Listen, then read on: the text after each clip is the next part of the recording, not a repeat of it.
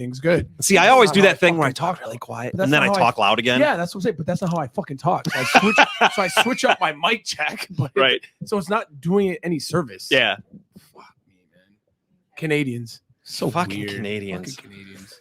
I love Canadians. God, I love being Canadian. Right. So I'm gonna start recording you guys. All right. And then I'm gonna make sure I have. So me and Ian usually start off with just like a minute between us. Just a little banter. Yeah. Just a little banter. And then we end up getting into like the guest, and then I'll introduce you, and then it'll Just be like a little quick little banter.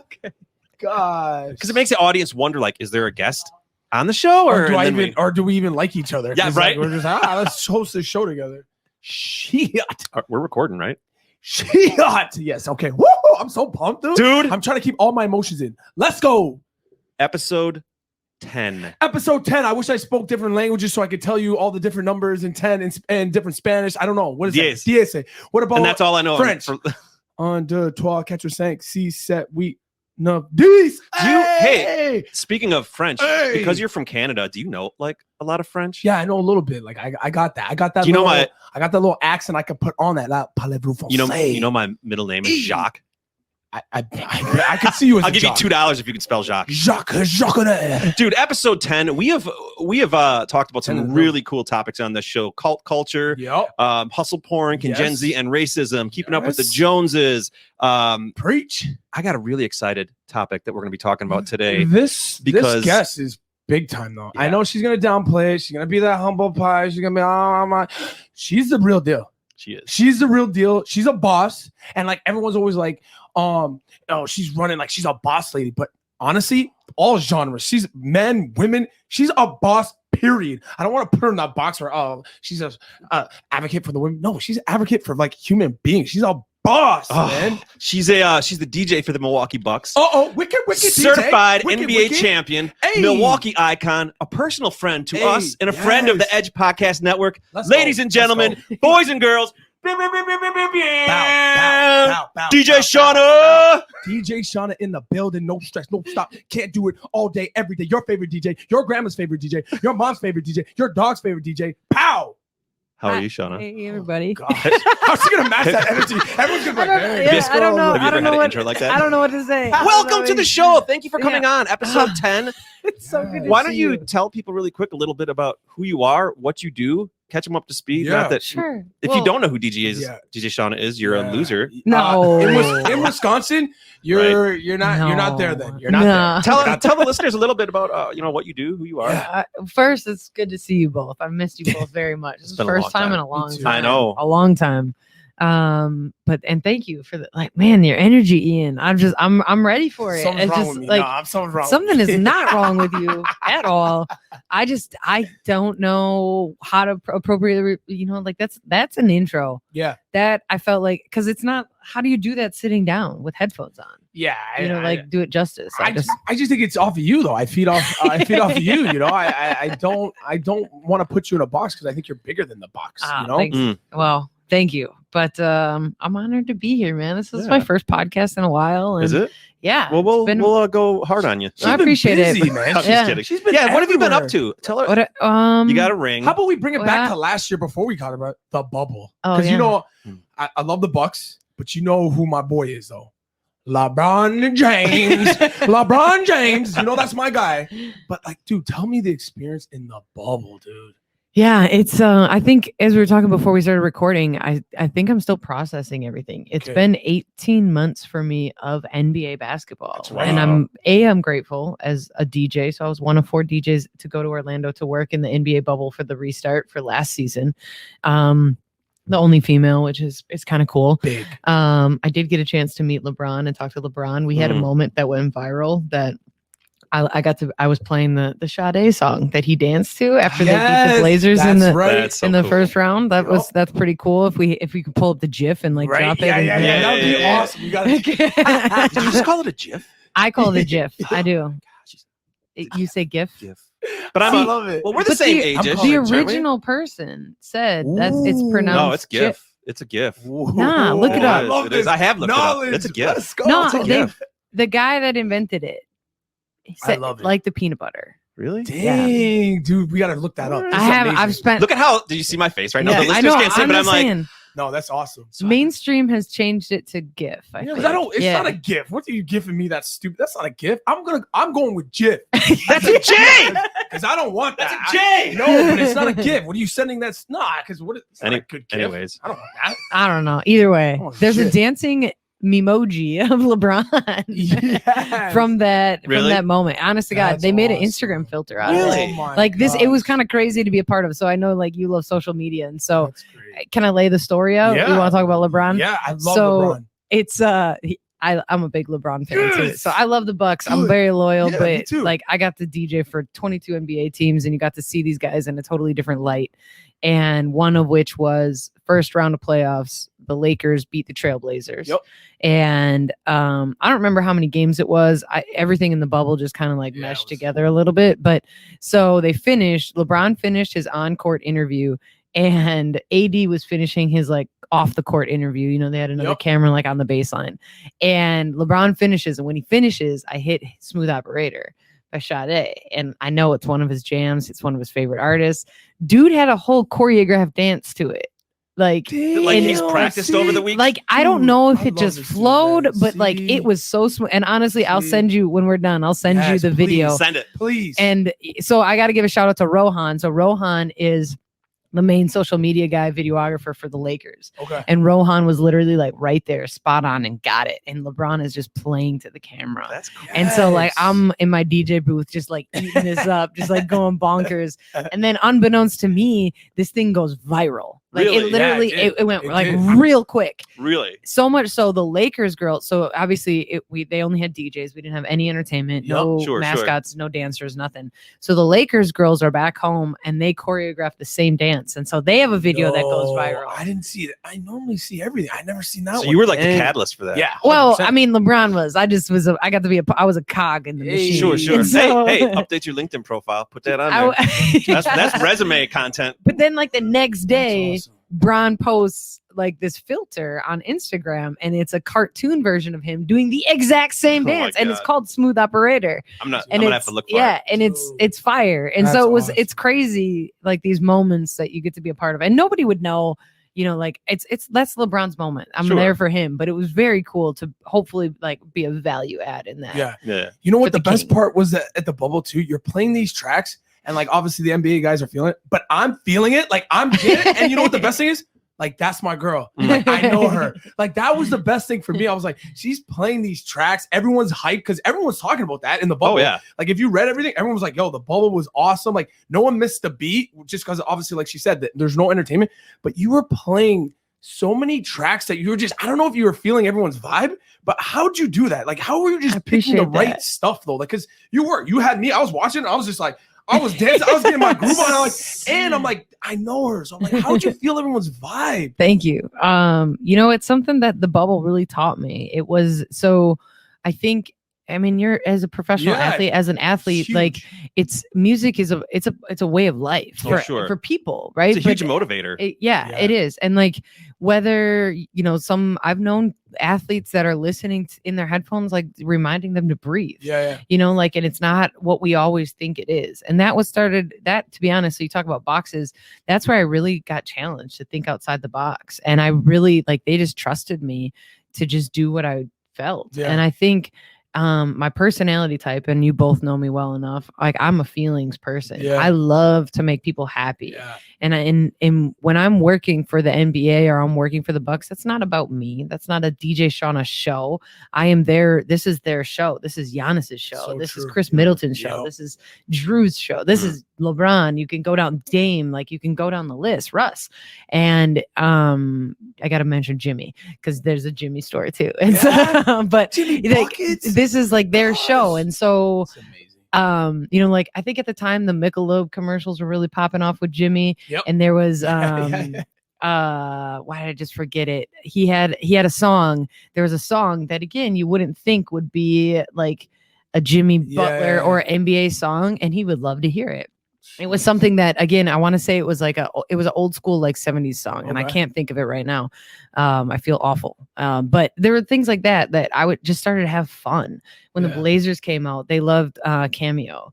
And so there was stuff like that like you expect it to be all Drake or Migos and like I love my Drake. I do too. I do too. No, that's good though. No, but we were working 2 games a day. Like they were playing nonstop. And so with anything, if you're listening to the same thing, keep it fresh. You have to keep it fresh. Hard, man. That's why I don't know how you did it. Thank you. Do you take requests too? Were they like requesting like they did? They while would. they're dribbling. They would. Send like a carrier pigeon with like whatever tracks they want. Hit me with that track. Hit me with this. They know how to get like requests to us, but like Jason, it's funny. Like Jason Tatum, I believe it was during playoffs. He wanted to hear my Boo. Yeah. Boot Up. Yeah. Boot Up. Excuse me. Boot Up. An amazing song. Yeah. But again, a very like slowed down R&B song. So like they run out of the tunnel and you hear like Buddha like, and he's jamming. And it's just and it's moments like that like, again, who am I to say like what's gonna hype up a 21-year-old NBA like a basketball player, right? Sure. So I'm always open to playing everything. That. Thanks. Oh my god. So does it feel good to now that this last season is over and the playoffs are done and the Bucks won, does it feel good to just like it really does? You breath? Just sounded like my headspace. Really? Yeah. or is everybody want a piece of you now to talk about what it was like in the bubble and what was it like?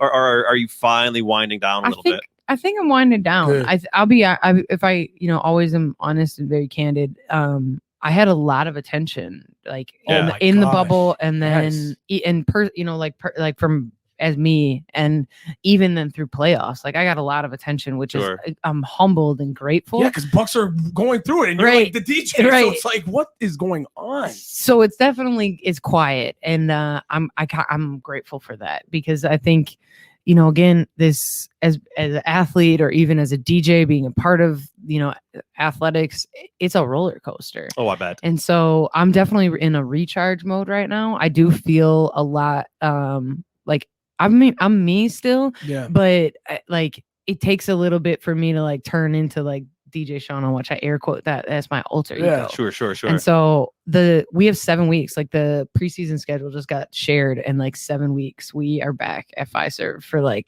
the next season, which is wicked fast. It's credible, DJ, because DJ Shawna, I know that's your alter ego and stuff, but you're like seriously like a superhero, because you're in the topic is that's so gay, right? Yeah, here. I'm gonna try and figure out what the segue is gonna be. Right? So we're gonna pivot. But here you go, just breaking all these barriers, DJ. Like you are like just breaking all these barriers, and I'm not gonna lie, you're in a male dominant sport. Like let's be honest. But you're killing it. Thank you. You are crushing it. You're for these little girls that are coming up that want to be athletes, that want to be DJs, that want to be in the mix. You're just creating such a good positive vibe, but you're doing it in like your own way, and you're killing it. And that's what I love, because again, you got to hold the trophy. They're putting you as part of the thing. They're not just putting like, oh, this is DJ Shawna, we'll win it, she's a great DJ, but they're embracing you. You're part of the culture now. Like you're part of the Bucks, Milwaukee, Wisconsin. You're part of the culture now, and that is an amazing thing to do. And you're a woman, and you're just beasting. How do you handle all this? I appreciate the kind words, to be honest. Like it's very humbling, and it's like when I look at that picture of the trophy as a woman, like again in the NBA. So this is in my opinion, right? And I think a lot of people would agree, it's probably the best sports league. Like when you're looking at comparatively, like we could argue a lot of like football clubs overseas, but like when you're looking at leagues and what they do in regards to social justice, everything the NBA stands for, it's one of the best, I think. The way, look at the bubble, the precedent they sent there. Yeah. And so it's very humbling. So I'm currently one of 3 female DJs that are official DJs in the NBA. The other 2 are dear friends of mine, and I would not be here literally without them.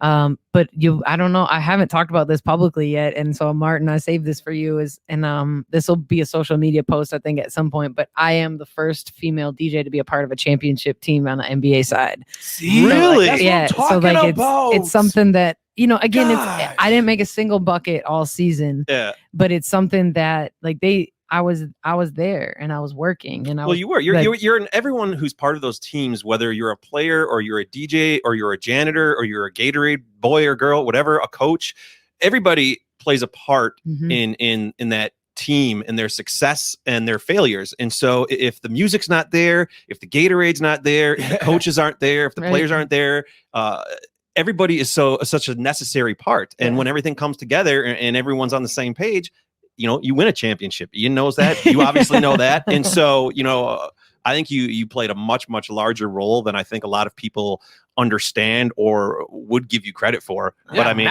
the music is such a vital part for the fans' energy and motivation, for the players' energy and motivation, and to piss off the other team too. I mean, it's a dance. You're not just playing like random tracks. Everything is very methodical and premeditated and very specific. There's an agenda behind what you're playing. You want to hype your players up and you want to discourage the other team as much as you can so that they miss. And so, well done. Thank you. I do put a lot of thought into it, and I think being a former professional basketball player, I think it definitely helps. I bet. I think I can't speak on this, but I'm pretty confident. I don't know if this is true, but I'm confident that I'm the only professional athlete that's a DJ in the NBA. Really? I think so.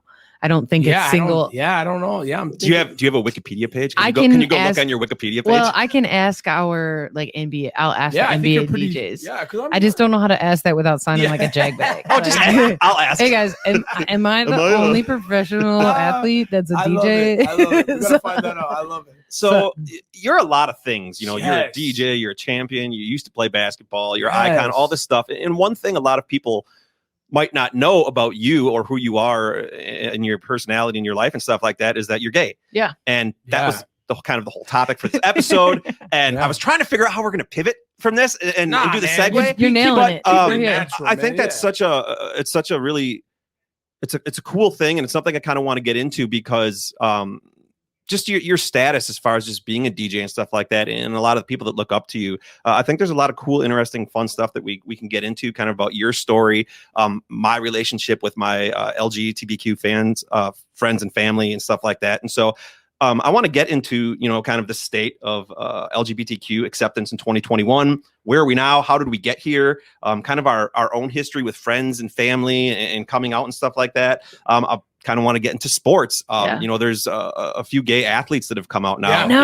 The Raiders, especially on the men's side. Yeah, exactly. That's what's been kind of want to talk about that. I kind of want to talk about how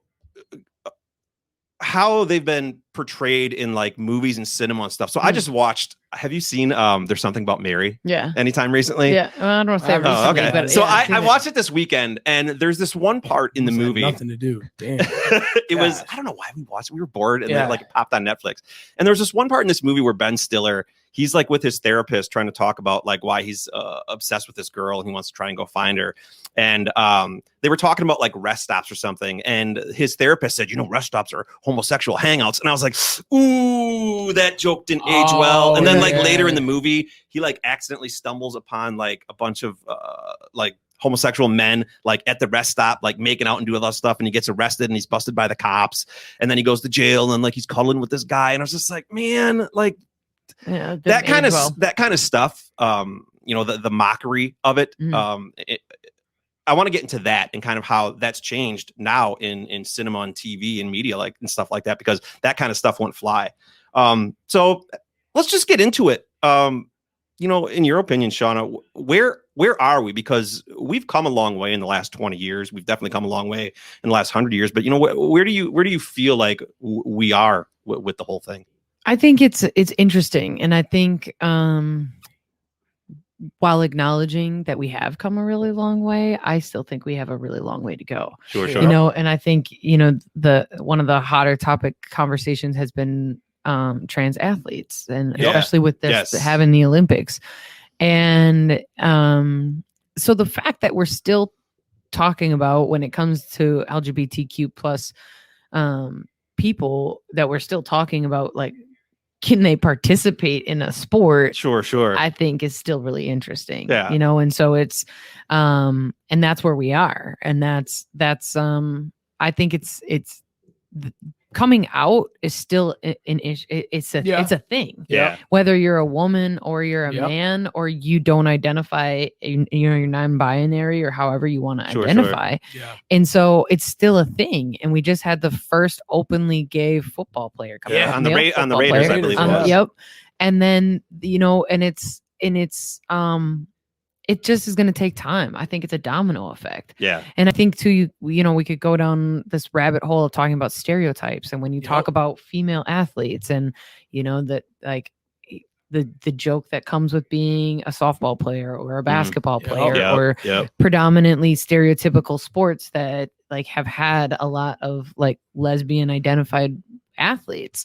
But then when somebody plays beach volleyball and identifies as part of the LGBTQ plus family, then that blows somebody's mind. Like they can't, right. They don't. And so like the thing that I love about humans is that we, as you mentioned earlier, we can't put people in a box. No. And we can't make assumptions. And it's something that I've never done is assume somebody's sexuality. It's something that I'm really proud of in myself and as well as pronouns, to be honest. It's something that I that matters to me. Who you are and how you identify, that's yours. And if you choose to share that with the world, then I will acknowledge that and accept it for what it is. And if there are questions, there's a right way and a wrong way to ask questions. Sure. And you know what's crazy? We're everyone's fighting for the easiest thing, but it's so hard. Like with race and everything, we just want to be accepted. Well, and that's the it. other. We just want to be accepted. Yeah. And like if you come out, you this, you that, it doesn't matter. We just want to be accepted. 100%. So something so small, but it's so difficult to come across. And I'll never understand this because we live in a society with all these humans and all these different colors, all these different makeups, big, small. I just don't understand how you can say something's right and something's wrong. Well, that for me, that's what I just I guess here I'm going to go on a quick diatribe. Like we swear on the show, FYI. Okay. Like I have a big fucking problem with anyone who thinks that they get to decide how another human being can live or think or who they can love or what they can do or what they should believe or what property they can buy or who they can marry. Who are you to crown yourself the king of morality and tell people how they can live? There's two people that get to decide who you are and who you love and all that. Yourself and God, if you believe in her or him. And that's it. So I struggle with individuals and governments and politicians who make laws that inhibit people from having the same life, liberty, love, and pursuit of happiness as everybody else, I think and maybe this is going to spiral and this is but like, speak your mind. No, speak your mind, girl. Our country is built on stolen land by stolen people. And like therein, before we really acknowledge that and own that, to be honest, and even in how we teach history, I think that's why we have so far to go. Well, exactly. Because when you're talking about equality and equity, I think they're very different topics. I do not think that you can talk about LGBTQ plus things and they are not synonymous with race. Yeah. Because being somebody that is Black in the United States is never comparable to anything. It's as LGBTQ plus people, they may have gone through hell.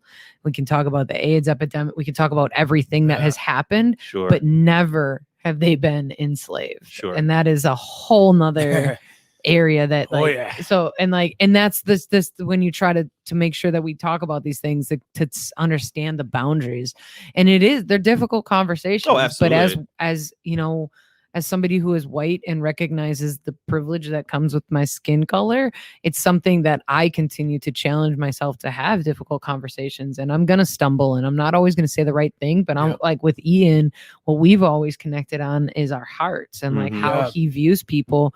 And that is something that, again, maybe I say the wrong thing and I have a lot of things to unlearn, but I'm still, training myself to not be biased and have these like inherent biases and preconceived notions about people.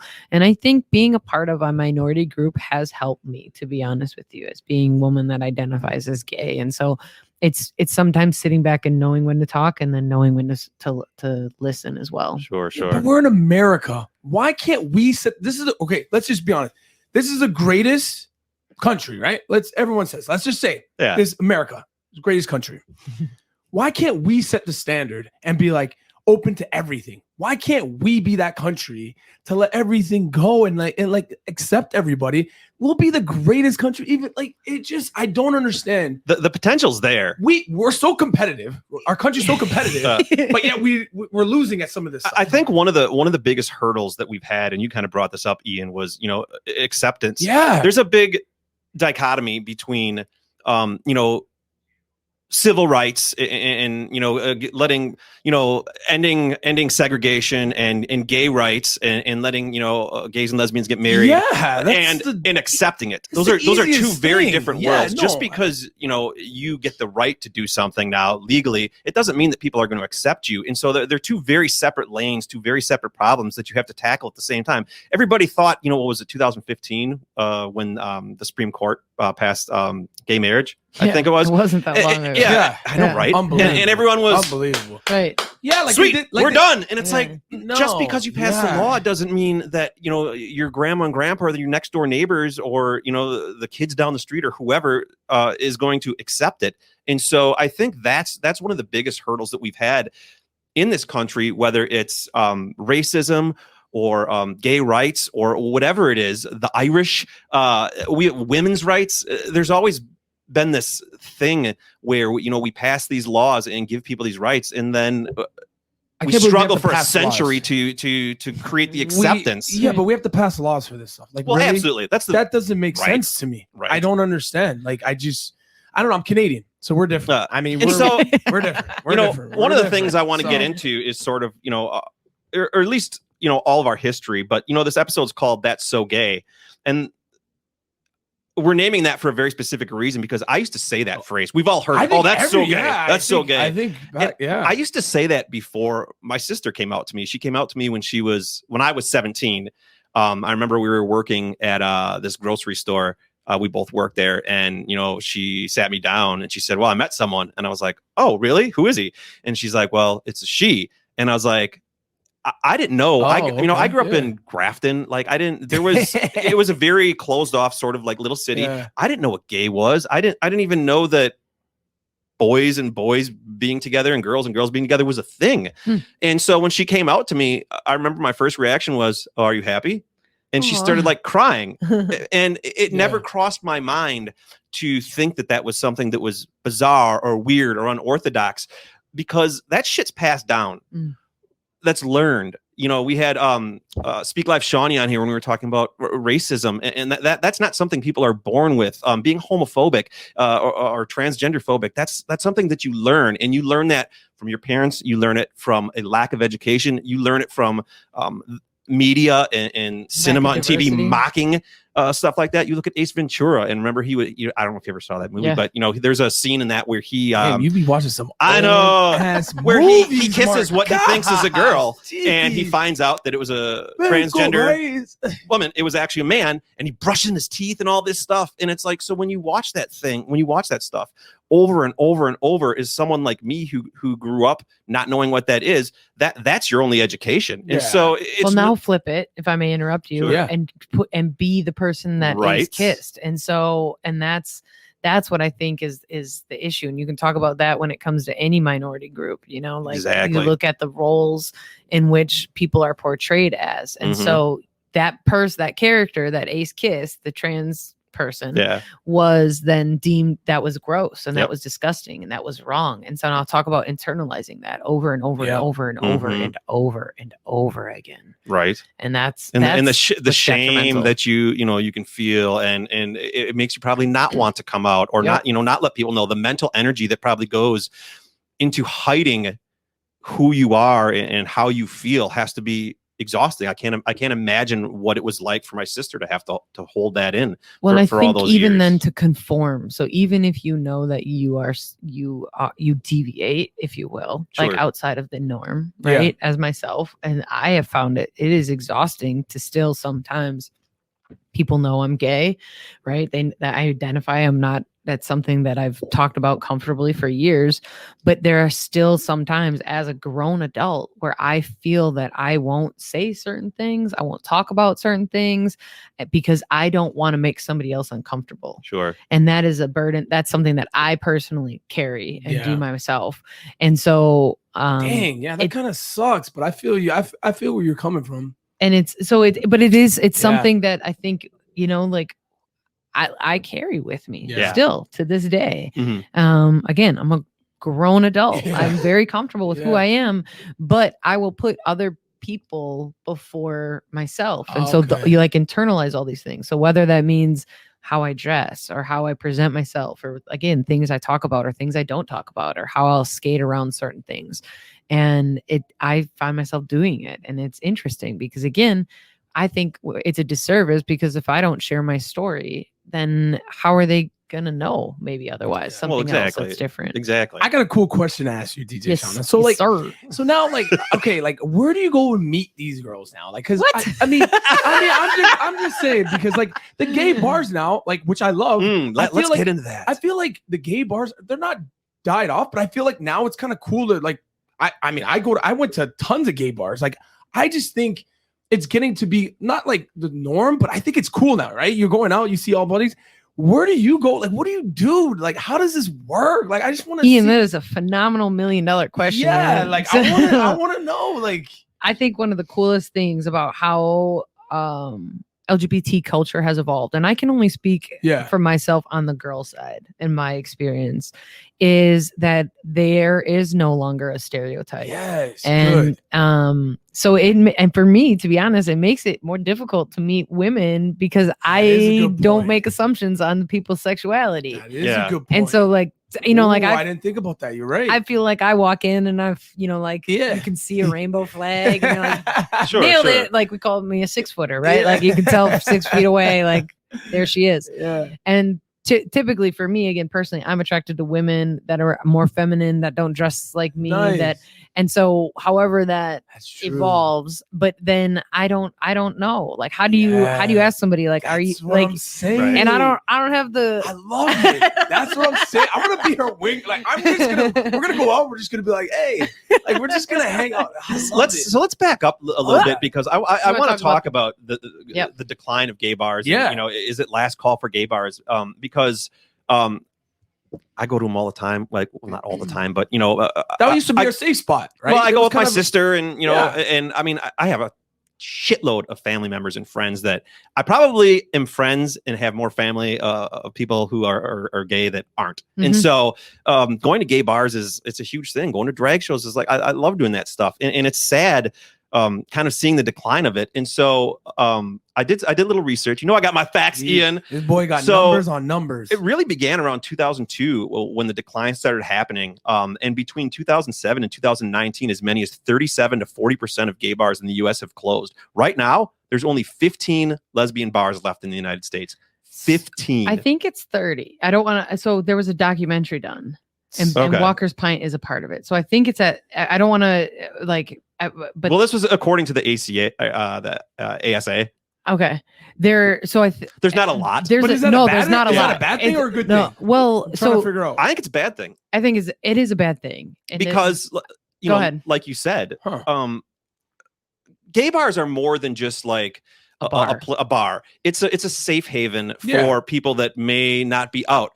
Like Shawna said, it's a place where you can walk in and, if you see a girl there, chances are there's a 99% chance that, she's a lesbian. Or if you're a gay man, that if there's a guy there, you can just slide up to him. Yeah. If they identify. Exactly. Or you don't think it's changing where now we're getting more comfortable, and they're just like, dude, I'm going out. I should be able to go to this bar too, just because I think one of the reasons why, we're slowly seeing them die off is because acceptance is up. Yeah. I think other things, apps like Grindr, it makes it much easier. Instead of having to wait till the weekend to go to a gay bar, you can hop on an app and you can meet someone anywhere, anytime, any place. And so I think it's a lot of things that are contributing to the death of it. But it is a problem because it is a safe haven for a lot of people in the community. It is a place where they can be themselves and they're not going to be judged. Yes, you can probably go into some bar downtown in the 3rd Ward and be yourself, but like you're not going to go there and really dress the way you want to, really act the way you want, or well, to speak on that, I think it's about community, and that's the part. So the sad part is, and so there's a really cool documentary, and I feel terrible, but so we have Walker's Pint where I started DJing, which is on 2nd and National, right? So Betsy, that is technically a lesbian bar, but again, to your point, it doesn't mean that anybody can go in there, correct. and that's what it is meant to be, is a space that is welcoming. And Betsy's been around for over 20 years, and so I do think that it's around 30. So whether it's 15 or 30 lesbian bars in the country is astounding. And so again, I feel terrible. An actor from Orange Is the New Black did this doc project during during quarantine. Okay. And so Betsy's a part of it. Walker's Pint is a part of it. And we have like, check it out. You do. And we have a really cool piece of history that is like literally in our backyard. That's awesome. I cherish, because like selfishly, I would not be who I am without Walker's Pint and without Betsy. I bet. Yeah. And so while I can go anywhere holding my girlfriend's hand, right, and be myself, there's something different about a community. And that's what we look at is, again, experiences and people who, again, if you identify as LGBTQ plus or you don't, and you're an ally and you're in that space, there's something about being together. Oh, absolutely. That, like you said, it's what makes the gay bars special. Sure. And that is, they started, I mean, you look at the history of gay bars, and it started because people had to hide who they were. Exactly. And they were secret, and they were, like in alleys and blacked out windows. And that's why you look at the buildings, like Betsy talks about it. She wanted windows. She wanted really big windows. She wanted people to be able to see in and look out. Nice. That like, this is our world and we belong here just as much, but you can also feel safe, because I can't, I just had an event at the Pint. We were outside, did a dunk tank for a fundraiser for the Pint, and I met people that weren't out, that are my age, that are peers, that just they live in a different part of the state, and that was like where they come on the weekends. Crazy. And they're and like you said, I'm never judging it, but it breaks my heart that they feel that way, that they've been brought up that way. Sure. And so it definitely is special, and it's definitely something that I cherish. And again, the people that have come, I'm only speaking on the Pint. We have such a plethora of amazing, I think, gay and lesbian bars and clubs in our city, and I think we have a pretty great neighborhood. But it is something that I think that we do have to value, and we can't let them. We have to continue to support them, because it's the community side of it is I think what is even bigger than the bar itself. Yeah, the community side. So what about like the youth? Yes. I know. Like touching on a kid, like, I mean, I got 2 daughters. I'm different. I grew up, they can do whatever they want as long as they're loved, as long as they are good people. I'm fine with it. But what if you got the youth that like maybe their parents are still like, no, you can't do that. You got to wear this. I mean, and you've seen all that stuff on Instagram, viral stuff where the dad's like punching the boy because he doesn't want him to, you know what I mean? He's trying to punch it out of him. And it's like some of that stuff, it makes me cry almost. And it's like, because I have kids, right? I would never, ever tell my kid they can't love someone because of their different gender or their feeling or color. I could just never put a stipulation that. How could you do that? That's going to bring your kid happiness. And I just don't understand. I just don't get it. It's just like racism too, right? It's like, it doesn't make sense. But how do the youth, did you deal it when you were younger? Like, how did you do that? I didn't with my family, but there were external factors, and there were things there's like a story my freshman or sophomore year in high school for me. A very popular clothing store at the time. I don't like to mention what it is because then I date myself. Yes. But very popular clothing store at the time that everybody was wearing. God, Abercrombie or and so I remember walking in. My aunt took me like back to school shopping. Yeah. And so I remember like looking, and it's right. This is the quote girl side. This is the quote boy side. So I looked in, and I look at where I'm supposed to go at the girl side, and I was like, "Yo, I want that button up, maybe." Right? No, it's not gonna. I didn't like it on the girl side. Like I mean, Martin already knows where this story is going, but no, like I wanted nothing to do with that side of the floor on the girl side. Like, and then it didn't fit me. Like that was the other crazy part. That was like they changed their sizing like drastically. And so I look over to my left on the boy side. You were looking at the V-necks. Right. I was looking at button ups and I was like, all right, let's go. So my aunt lets me go ham, like no judgment. And people at the store, I remember, were like looking at me kind of funny. And they're like, and so you talk about that too. Like I developed a weird thing about shopping in stores because again, I never really wore like women's clothes. And so it was like this whole like breaking down, you know, again, like these boxes. So I show up to school in one of my new button-up shirts and the guy I was a point guard on our basketball team. The guy who was a starting point guard on the boys team had the same shirt on that day. And it was relentless. Like the kids were just relentless about it. And it's something that I'll never forget. Dude. And so that's deep. It's clothes, right? Yeah. And that's it. And like I didn't even think twice about it. Yeah. I put it on. I felt comfortable. I didn't think I didn't like for me, I didn't want to be a boy. It was just like that's a good shirt. I like this shirt. It fits me nice. Like I like how it looks. Like let's roll. Got to go to school. And so there's so many things that you look at that have, you know, continue to just like chip away. Where you just have to continue to try to be, you know, figure out where that community comes in. And to answer your question, Ian, for kids, I can't tell you how many times I've DJ'd at Milwaukee Pride Fest. Okay. And how many times I have teenagers come up to me bawling. And ask, how do you do, right? Like just for bawling, some help, right? Right. That they, again, come from middle of nowhere, Midwest, USA. And this is the only weekend that they have where they can hold their significant other's hand, where they feel like they're a part of a family. I hate that. They feel like they're a part of a community. They feel welcome. They feel safe. And so you look at all of these things. And so it goes back to Martin, like we said, we've made progress. But exactly. But no, not why enough. do I know? Why do I know 14-year-old kids that 2021? Exactly. That's not right. And so and this might be a little deep, but this is sometimes where I think I get exhausted and I'm going to try to put this in the best words I can. I feel like this is my job, is like who I am. It's like you have to be an advocate. Like sometimes it gets tiring. You're like, I don't want to. Yeah. You have to, dude. If I can't stop being me, I'm not ready to stop DJing. I'm not ready to stop talking about LGBTQ plus issues. I'm not ready to stop talking about the suicide rate in LGBTQ plus kids. I'm not ready to stop talking about the homelessness rate in LGBTQ plus kids, especially trans kids. So like all these things that like I'm not ready to stop doing. And so like you mentioned, Ian, I feel like one of my life purposes is to continue to be comfortable in my own skin, so that if you look at me, if you're a boy, if you're a girl, if you're non-binary, I agree. You whatever you are, I think there are kids that see something in me, and not even just kids. I will go so far, and I hope this isn't coming across as arrogance or like, but I feel it. It's peers and people that are older than me that are inspired with like, how do you do what you do? And I just feel like this is my purpose. Awesome. And so music and being on these platforms, I'm being a part of the Bucks championship team in a very male dominated world. Like it's important in my opinion. You're breaking so many norms and so many what people think are social laws and social rules, and you're doing things that honestly no one else has done. And so it's no wonder people look up to you and you feel that energy from people because you're inspiring to them.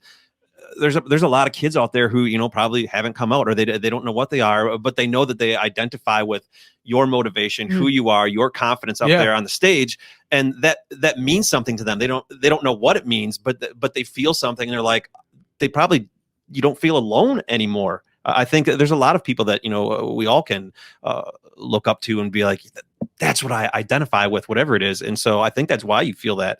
Thank you. Energy. I think another part of it is too, and I've talked to peers, like people that I've gone to high school with, and whether they've been my teammates at Madison, like when I played ball, and I never had somebody. Yeah. And I'm not that old. Yeah. And that's the other crazy thing is like, so you want to talk about, I want to talk about this. Like I never said, I don't remember saying that's gay. I remember hearing it. Yeah, me either. But I remember hearing it constantly, and I respect that. Yeah. But you shouldn't. You own it. But you own it, yeah, right? It's not your fault. Right. If you said it now, that'd be a problem. We'd have to DJ talk about Shawna, this. We'd have to turn that camera on. Right. I did just come from jujitsu. Right. But I didn't know what I was until I knew what that word was. Mm-hmm. So like you said, it was constantly around me. Yep. Everybody said it. And it was, and you talk about, again, making fun of minority groups or however you want to talk about that. Like, that doesn't feel good when you're that kid. Right. That then all of a sudden you're like, that's me. And they're talking about things negatively using a word that's me. Mm-hmm.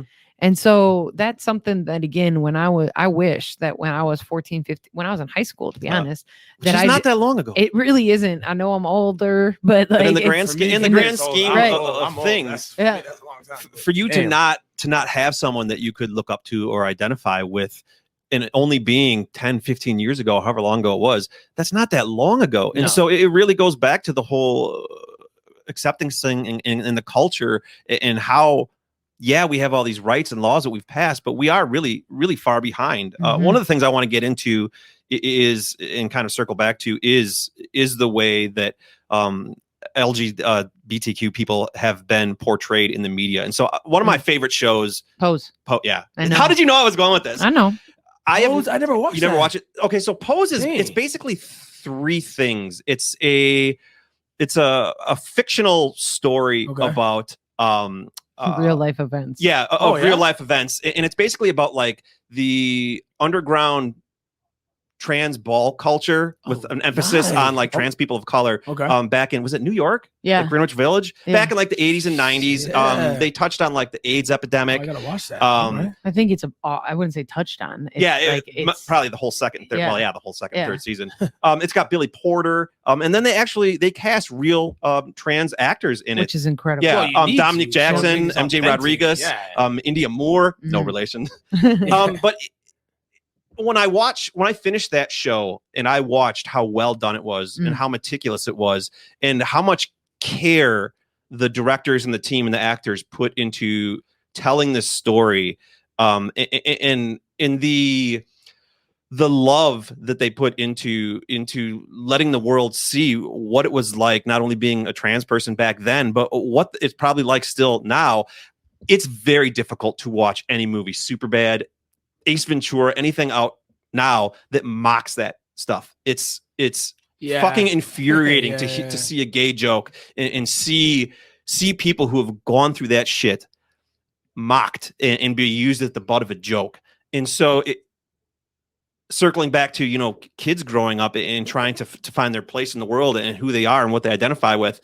When you have adults making movies and TV shows and commercials making fun of who you are and who you're going to be, that has to be a horrible fucking thing for a kid. And I'm not surprised that the suicide rate is so high, because we treat so many people in this country as less than human, as the butt of a fucking joke. And it's frustrating having to watch my sister go through that, having to watch aunts and uncles go through that, having to watch friends go through that. I can't imagine what it's like living it. It's people valuing life, though. Exactly. We're all human beings. Like, that's the end of at the end of the day, we're all human beings, and it's just the love for human beings. So, like, if you're not accepting these people, something's got to be wrong with you. Yes. You're evil. Like the person's the same thing, but they like a certain color. They like a certain way. How can you hate somebody for that? I don't know. Maybe, again, I can't wrap my head around it. Maybe, I guess, why do you care? Why would someone care? Why do you care about things people do that don't affect you? Exactly. I can't speak on that. All I can have. Oh my God, the gays are mowing their lawn. Oh my God, the lesbians are paying their taxes. But what the fuck do you care? But DJ, why do you care? What about if you're out there, you're mowing, right? You're mowing, or you're doing something, let's just say manly. And what would you do if someone came up to you and been like, "What are you doing? Why your husband's not doing that?" Or like, what? Like, or maybe that's why you need a man. Or like, what would you say to that if someone hit you with something like that? And let's be honest, I want your real answer. That like, the cameras are not there. It's not DJ Shawna. It's whatever you want to do. So practice that jujitsu, right? Yeah. I probably think I practice jujitsu, Krav Maga. Right. as somebody that is a woman and identifies as a woman, I am very sensitive to words. And so I want to make sure we come back to pose, because there's a lot of things that I think are very important to that. But I want to lead with hate, or do you lead with like education? I guess candidly, that is often there. Those are often moments where I don't know how to respond, because I know what I want to say, but I, again, don't want to hurt or offend this person that comes at me. But I don't think that that's always the best thing in the world. And so I am constantly working on better ways to find, like, not necessarily snarky or sassy ways, but it's like this clever response. Yeah. And so there are a lot of, I'm very, very, very sensitive to gender roles. I'm very sensitive to being mansplained. I'm very, like, again, being in a male dominated industry, I'm very sensitive to when and how men talk to me, and even women will talk to me. And like, I released my first song, and I can't tell you how many people I had to explain, like, how they're like, so what did you do? I'm like, what do you mean? What do you, like, that's not you singing. I was like, I know. Yeah. Like, do you ask Diplo this? Like, do you ask like A-Track? Like, do you ask Marshmallow? Like, I go down the line, like, and so I don't know the answers to that. I just know I think it's weird. Right. She's so nice about it. I would be like, so that's so funny. So it's interesting, because again, I'm me, and I love cutting the grass. So if you have grass you want me to cut, I will come cut it, because I do not have grass to cut anymore. And so, like, I love doing those things. And like, you talk about gender roles, and you know, like, my brain immediately, we're staring at like an old school refrigerator that looks like it's from the 60s and 70s. That is crazy. Like, at that time, you know, like, I see you had your thing of ice delivered, and I see your dry ice. The quote, perfect family, a man and a woman in their little perfect house with this little pastel refrigerator, and the woman's in the kitchen, and the man carries the briefcase, and like all these things that you have to break down, that like, that's not my story. Yeah. But I want to continue to work on building a better vernacular for, if you will, comebacks on things like that. Yeah. And I'm getting better. It depends. I did have a gig actually recently where I had a guy that wouldn't stop talking about how good he thought I was as a DJ.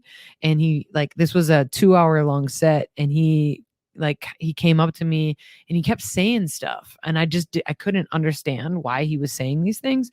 And he came up and he's like, damn, are you coming for our jobs or something? And I literally took my headphones off and I looked at him, and I will tell you, I was exhausted. This was after the Bucks championship run.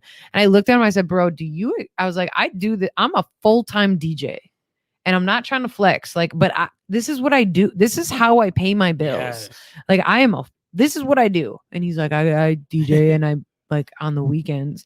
And I was like, I literally asked him, Ian, like, I looked in his face. I was like, do you expect me to be a less than DJ because I do not have a penis? Yes. And he did not know how to respond to that. What he was saying was, for a girl, you're a pretty good DJ. I don't do well with qualifiers. You can throw really good for a girl. That's what drives me nuts, because it's like, what, a boy can't look up to her, but a girl can? Like, I hate that. I'm like, no. Right. I even told some of the kids, like, no, go check out DJ Shawna, boys and girls. Like, you should be able to be like on that pedestal sometimes when guys can look at you too. You can't just be like, and I think vice versa too with male athletes. You can look up at like a Carly Lloyd, I'm a soccer player, or Megan Rapinoe. You can look at those girls and be like, yo, I want to be like that, right? They're ballers just because they play in a girl's sport. Like, that doesn't. Well, it comes back to like the male standard. Yeah. And I know I'm sitting at a table with two incredible men I mean, but male has been set as the standard. I got two daughters. Male. Yeah. No, but I think that maybe, I don't know why I'm different, but maybe because I got two daughters. Yeah. Now I see what they go through. So maybe, I don't know, maybe my head would be different, but I just see it different because I want them to be 100%. I want to be kings and queens. Why can't they be a king? You know what I mean? Yeah. Just because they're always queens. Yes, queen, but that's good too. But no, I want them to be. Why can't the king be a woman? Hey, that would be the queen. No, but we're switching that label though. They're running it. The queen's always kind of in the back. So let's get into the next 20 years, because we kind of know where we've come the last 20 years. Let's get into the next 20 years, and let's kind of end with this. Where are we gonna be with gay rights and the boy, it's such a hard thing to LGBTQ plus community. Hey. Where are we going to be when it comes to families and to politics? And like, I have a friend who lives in Florida. He's a huge Republican, and him and his husband, his husband is a huge Democrat. And I don't understand how they live together and they don't kill each other. But, you know, are we going to start seeing more people coming out in political sides that typically we don't see? What does the next 20 years look like, just as far as where you think we're going to be? I think so. I think there's a lot. That's a big question. It is a big question, and so there's a couple of things. So one, I love what the recent census has. Again, like I like stats, I like science, and the recent census is that we have our other demographics other than white are growing. Yeah. And that is, you talk about the melting pot, you talk about the United States, you talk about the American dream. Sure. That's what I'm excited about, is that there are other demographics that are now not necessarily going to be minority based off of numbers. Sure. Like when racism will die when everybody's mixed. That's That's when it's gonna die. In Ian's world, yes. That's when it's gonna die. That's the only reason. Everyone's gonna be mixed. Right. You can't make fun of me because that's the only way. Yep. It's the only way it's gonna happen. And so I think that by having other voices at the table is really, really, really important. Absolutely. And we're watching that huge. happening. We're watching that happening. And so we're getting people at the table, which have stereotypically been straight white men, that, in my opinion, there's always enough for everybody. Mm-hmm. And so that means that, like, if I'm at the table, I'm going to scoot over and I'm going to try to make as much room for somebody else that if I look around and I see, like, this is a room full of white people, we need to fix that. Yeah. Like, That's not an accurate representation. 100%. So can the we human see race. a gay president? Oh, absolutely. Oh, I mean, man. Pete Love Buttigieg was Right. running. Love Yeah. it. I think we're not going to see the last of him. That's Yeah. And I great. think it would be That's great. refreshing. We still Oh we my still don't have a gosh. woman president. Right. I know. So I think, to answer the question, is I think we still have a long way to go. Yeah. It's the same with social justice issues. We have a Yeah. long way to go, but we can't stop working. And the cool thing is I think we have to continue to have conversations like this, but then we also have to have action. Action. And there has to be action. And whether that means I'm continuing to work on being a better anti-racist. Yeah. I want to be somebody that is not just an ally, but stands up when there's like shit going down, Yeah. and I don't let it happen. Sure. Because Yeah. I know there have been times where I see something And you just and I pass. stand- You just- I yeah, have you stood let- there. yeah. and that's the same thing when I'm watching somebody get bullied, or if I see something online. I will tell you, I'm a part of a group, to be honest, of DJs in our city.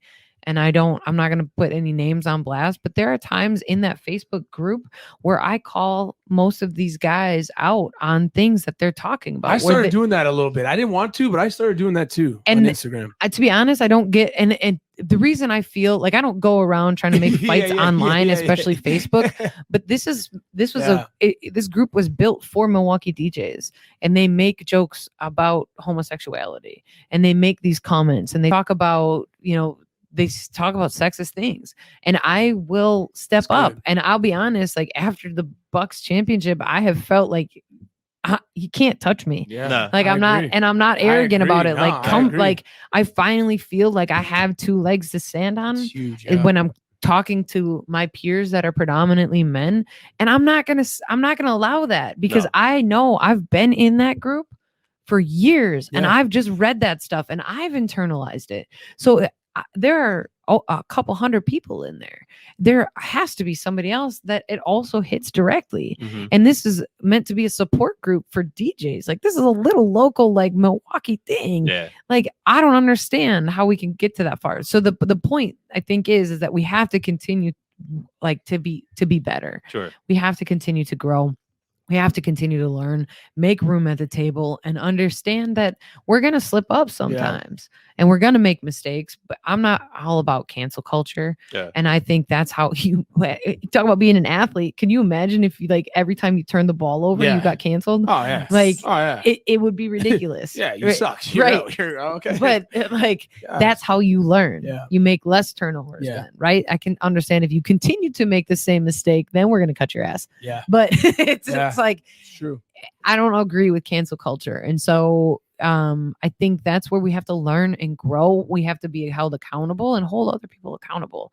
And I'm excited to see where things go, but I think we definitely have a long way to go, because again, you look at the suicide rate, like the Trevor Project is one of the most amazing like projects I think that exists out there. If you ever need help and you want to talk to somebody, there's somebody there 24/7. And you talk about like texting, you don't have to have a face. You can be anonymous. Like there's so many resources, but I don't want to have those resources at some point. So, part of acceptance and part of rights and part of progress,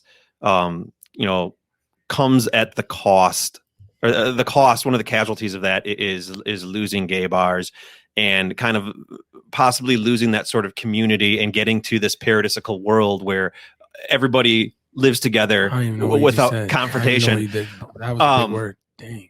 Do you ever think about that and think about what would it really be like if this world was all accepting and I didn't have to worry, I do. Because have you been to Pride? Yeah, right. I know. Have you been to Pride? Because you think about some of that amazing stuff, and some of the things like Pride Fest and stuff like that exists because the world is not all accepting, and you need that place to go to and have that community. You need those bars. Do you ever worry that those things in the 50 years, 100 years, 200 years from now could go away as more people accept and it becomes more normal, more acceptable? I don't. I think I'm quick to that one, because we have Irish Fest, we got Festa Italiana, we got it's a history, it's a culture, it's a community, and we need to understand Stonewall. We need to understand that we would not have Pride Fest without Black women, without Black trans women, and that's important history that a lot of people don't understand. So like Pose, that when you talk about music, you talk about culture, you talk about influence. We have Black women, Black trans women. And I know that Pose is fictional, but it is based off of real life. Yes. It is based. And so the whole Vogue, I hope I'm not ruining this for anybody. It's good. No, good. So Madonna's Vogue, that is a direct we can trace it. Wow. It was directly, I will say, culture. stolen. It was stolen from Black women ballroom culture. And so you look at how white people have continued to use their platform and be Madonna, of all people. And I don't know that she's ever come out and talked about it, but it can be traced, and it's crazy because in the episodes that they talk about it, they finally the community in Pose finally feels seen because Madonna's doing what they're doing, and so they finally feel like they got a leg up on the world, and like they're gonna have a little bit more of a foothold to like step up and not have to be homeless and not have to be looked down upon. But it was ultimately, you look at, to me again, music, like I would not be a DJ without Black men. Like that's where hip hop culture started. That's where DJ culture started. House music started in the Black community. Like you look at all these things that we have to pay homage to. And I just don't think that Pride is ever going to be able to go away, because we have to continue to celebrate those things. Better not go away. Right. And we have to understand that this all started because of a riot.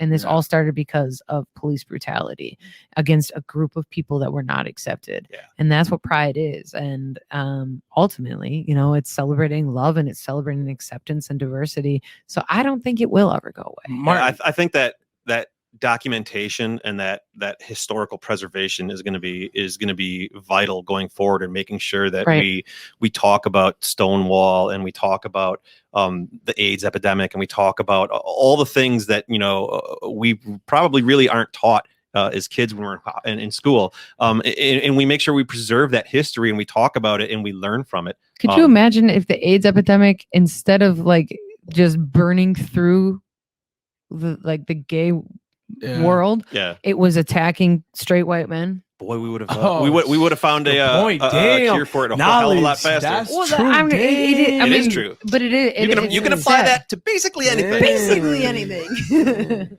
What if it was happening to straight white men? Martin, things get fixed a whole lot fucking faster. Martin, I'm a little sad though, because my birthday's coming up, and I should have booked her probably 2 years in advance. Because now she's big bucks. She's big bucks now. Now it's gonna. Yeah. Now I'm thinking. I was like looking. I'm like, oh my gosh, it's gonna probably. Wait, what are you doing for your birthday? I don't know yet. That's why it's on the 27th. So I got time to think, but I don't know how I'm gonna book her now. It's gonna be dang. How much do you go for a booking? You think? Or what's the most? I don't want. Don't you have to be big time? But let's just be. What about if somebody was like $1 million an hour? Yeah. Like what about if some? No, seriously. What about if some NBA basketball player was like, dude, I love what you do. They'll throw it ridiculous, but like I don't know, maybe like 50. No, come on, she's so modest. No, she's so never, humble and nice. I don't know. I mean, it's a job and it's got to be viable. Yeah, but what about if someone was like, dude, I want to hire you for like $50K? You wouldn't take it. I would take it if that's what they put on the table. I'll be like, all right, thank you. All right, will come with me. Shawna, thank you so much for coming on here. I really wanted to. Yes, I wanted to talk to her forever. Listen more than talk. Yeah. And it was really humbling and honoring to listen to you and your story and hear about your successes. And it's re-listening to this episode when it comes out, it's going to let me reflect on, the people that I care about and love who are in my family, my friends, you, and really reflect on the struggles you've went through and the successes and the triumphs that you guys have gotten to participate in and enjoy. I hope kids really it's seriously what inspire them. Putting everything aside, just you as a person, and you and I sat down a couple of years ago, and I remember you were really frustrated with your brand, and you were really frustrated with where am I going to be? I'm working, I'm doing all this shit and DJing, and I just don't know where I'm going to be. To see you now. And, I texted you this last night in what you've accomplished and everything. I'm not surprised at all. And so I celebrate and I'm happy for you, but I'm not surprised. I always knew it was a matter of time before you were going to get here. And I know that you're not done. So thank you. I appreciate you taking time out of your busy day to come on the show. Where can they find you, man? Like, give me where they can look you up. Instagram, everywhere. I'm on Instagram, Facebook, at DJ Shawna, SHAWNA. What's your MySpace? You know what? I've been trying to actually get back into my MySpace. I couldn't log into mine either. I can't. I feel like they've it was my old undergrad email that I don't have access to. Was it an AOL email or something? No, it was wisc.edu where I went to and so I can't get into MySpace. Darn you. So yeah, if you want to book her, man, find her, whatever. I'm on the Tiki Taka too. Hey, she's doing all that stuff. So hey, make sure you find her, make sure you look her up, make sure you do whatever. If you want to book her, she's the best. Hey, and I'm gonna ask people to stream my song I Won't Give Up. So anywhere you listen to music, search DJ Shawna. Oh, I wish I had that ready. I could have played it. Oh gosh, okay. It's called I Won't Give Up. All right. It's a lot of me. So if you listen to this episode, you like what you hear. Is it a banger? I mean, I'm happy with it. I'm proud of it. I'm obviously not singing on it, but I co-wrote and produced it. And it's a lot of my feels. It's a lot of me. So I hope people like it. And then I got some other fun stuff coming out down the pipeline that hopefully people are excited about that. We'll share more of my story. DJ Shawna, has been a pleasure, man. Thank you very much. You know how it is. Always a pleasure, my man. All right. Thank you.